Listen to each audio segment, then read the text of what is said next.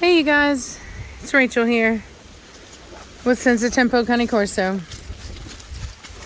So I'm here at the Shenandoah National Park, and I'm stopped on a trail. I've got Preacher. I've got obviously the madman who's trying to cause problems ever since he heard the intro and he got excited. He's like, oh, time to act. Little did you guys know that these are paid actors. So I'm here. I wanted to really, dude, that's too big. Chill out. Too big. Chill out. I wanted to take some time to just kind of talk about something that I've talked about before and I do think is very important, but I haven't really talked like a lot about in depth really. And so I wanted to do that today. So I had this isn't about the individual, okay? This is just this. It could have been anybody. You know what I mean? Come here, Hefe, get up here. Could have been anybody. Let's see if I can sit on that spot. Let's see if I can. Come here, Hefe. Alrighty, let's see. Is it stable? Indeed, it is. Indeed. Okay. So, what are you doing, big dog?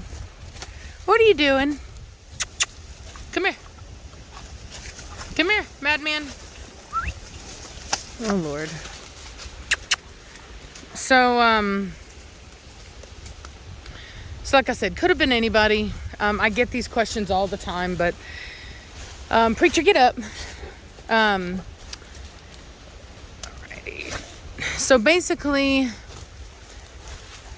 I had a guy who emailed me or Instagrammed me or whatever, DM'd me, whatever you want to call it. And he was wanting a puppy, but he didn't want a puppy that was a certain color. And it just kind of like,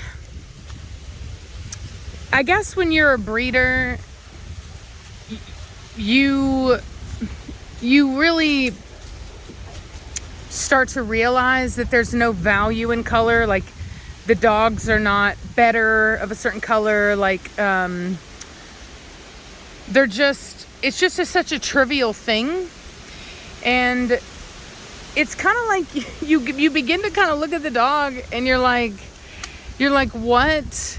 Like, what is wrong with this dog that this animal's not worth love? You know what I mean? That you can only love an animal if it's this certain color, but this certain color, this dog's not worthy of love.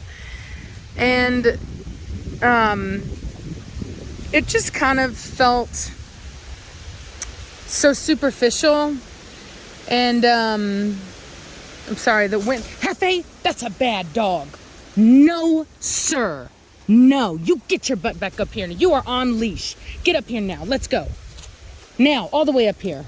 You were bad. That was bad. You don't pull me like that, punk. Dude tried to pull me down the mountain. So, it really has made me think, look at him. Look at this dog.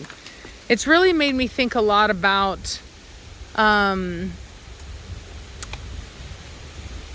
like a lot of things. And like, for example, in our breed, in a lot of breeds, usually the only mixing that is done to pure breeds is done for superficial reasons, like either size or color. They want to introduce colors that are not native to the breed, or they want to introduce size that's not native to the breed. Very seldom is it done for the benefit of the breed, like for genetic diversity, which is sometimes required, and that's just part of the process of saving breeds. But most of the time it's for color. And good boy, Preacher. You get good structure. And the only reason that they do that is because people want to buy those colors. They want to buy that stuff. If these people knew that buyers wanted the breeds to remain pure and true to their history, they wouldn't buy those colors. You know what I mean? And they wouldn't support those breeders, and therefore those breeders wouldn't breed those colors. They would breed the dogs that you guys want to buy. But as long as people continue to want these out of standard colors, they're going to keep breeding them. And you're going to keep getting these people who are going to breed Merle to Merle and blue to blue, or gray to gray, as they call it in the Corso community, or in our standard. And like the thing about it is like those, you know, when you continually breed dilutes together, you get problems. When you continually breed, heck, you should never breed two Merle dogs together. They get deaf, you know, affected by deafness, blindness, neurological issues, and skin issues in the blue or gray dogs, along with immune issues. And there's just so much that happens as a consequence of people just wanting color, that it's just kind of, it's really sad. And when you go to these breeders, when you choose color over everything, and when people support that argument, you support those breeders, you give them a platform and an avenue to continue doing what they're doing, pumping out these mediocre dogs that are at least the color that people want, because people just can't see past color. And it's just like, I think another thing that bothers me about it too is that it's so superficial. You know what I mean?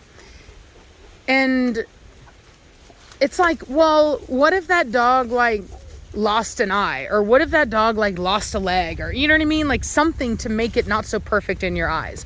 Are you just going to disregard it because it's not pretty enough anymore? Or does your love stick once you like, you know, once you've attached yourself to the dog? I don't know. It just seems so, I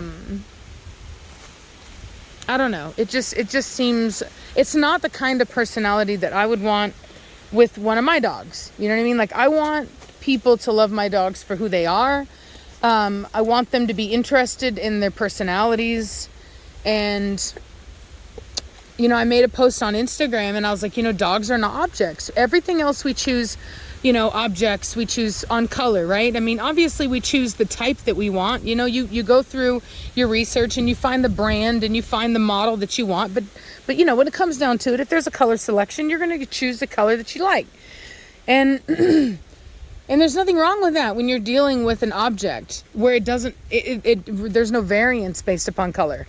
But animals, I mean, I think you guys can see that even amongst my Corso, they're all vastly different in personality, right? There's temperament, there's breed traits, and then there's just personality, and they're all going to have different personalities. And to think that you can just, you know, that you can just pick a dog without taking into consideration, you know, your lifestyle and who you are and who the animal is and all that stuff. I mean, it just, it matters, right? Because like if you're a homebody and you don't go anywhere, you don't need a high energy Corso, because that dog is going to get destructive and tear up your house.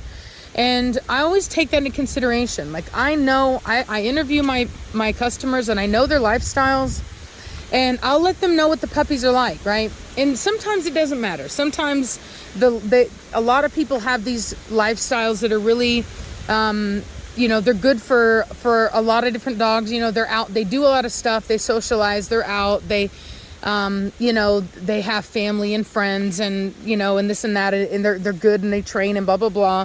And when you have all of that, a lot of times they can have more of an option, but sometimes people will want to choose just on color when it's not the right dog for them. And when somebody just doesn't even ask about the dog's temperament, like, I guess it wouldn't have bothered me so much if he would have been like, well, what's her temperament? Blah, blah, blah. And, you know, and I could have told him, then, you know, then maybe I would have felt a little bit more like, okay, well, at least he's, you know, but to just solely pick on color, I just feel like it's part of a deeper issue. You know what I mean? I think that it leads to, the more that we think of dogs like that and we pick our dogs like that, I think that's why when things get tough, it's easy to put the dog in the shelter. You know what I mean? Because you're not thinking about the dog in the same way. You're not thinking of it as an individual. You're thinking of it as a thing. Oh, Lord. And whenever you get tired of that thing and you don't want it anymore, well, you just take it to the agency that just gets rid of your thing for you. You know? Because not everyone takes their dogs to the shelter. There's nothing wrong with rehoming a dog. I want to be very clear on that. There's nothing wrong with rehoming a dog. If it's not going to work for whatever reason, and you know, you can rehome a dog. You can find them a better home. The issue is when you abandon them at the shelter. You should do, look at that structure. You should do the work, and you should do the work and find the dog a home. You know what I mean? You find them a good home. And a lot of people don't do that. A lot of people, they're just like, oh, I'll just take them to the shelter. And the reality of the situation is that the shelter should be for animals that need it, like emergency, you know, lost animals, abandoned animals, things like that. Not for your family pet that bit Susie and now you don't want it anymore. And I just think it leads to it. You know, when you choose on color, when you choose on the way a breed looks, you know, it goes deeper than just, you know, color. When you choose on just the way that a breed looks and you don't do your research into their temperament and what they're like, and you end up with this dog that isn't right for your home, you know, it's just, these animals often end up in the shelters, particularly once they've already developed behavioral issues. And it becomes a liability for the shelters to take them or rescues to take them, you know.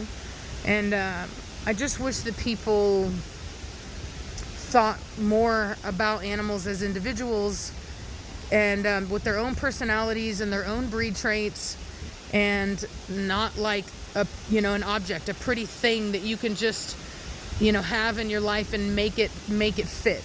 You know what I mean? Just make it fit. You just can't do that with these guys. Pretty boy, preacher, you're a pretty dog. So anyway, I'm going to continue with my walk now that I've taken my little break. They look like they're raring to go. And I hope you guys enjoyed this little peaceful moment with me. Can I help you, dude? Can I help you, dude? He's like, please, can we go? Anyway, all right, y'all. Bye.